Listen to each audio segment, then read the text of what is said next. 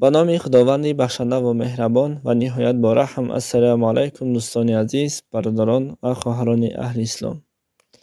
امیدوارم که همه شما خوب هستید. خداوند از همه شما راضی باشد. دوستان عزیز، یک کم تری دیگه دستگیری مون کنین، در همین ویدیو لایک مونین، پادپیسات کنین تا که همین با 100,000 ما هم برسیم.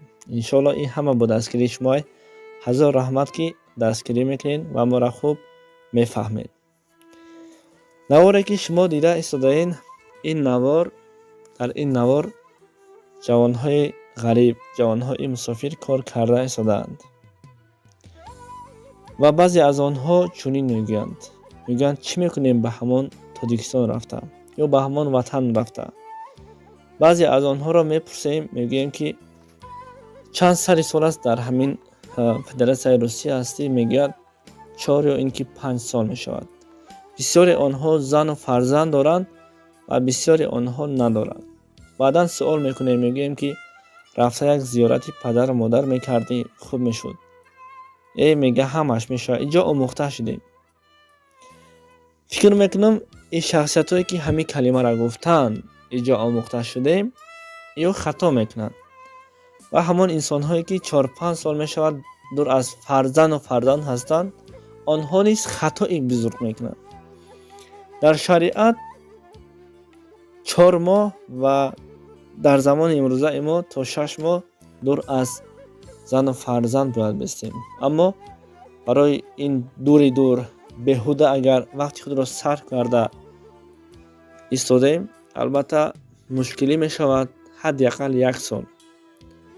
و همون انسان هایی که میگویند در اینجا آموخته شدیم، شما فراموش نکنید که فردا وقتی از دنیا گذشتید جسد شما را باز به وطن می آورند.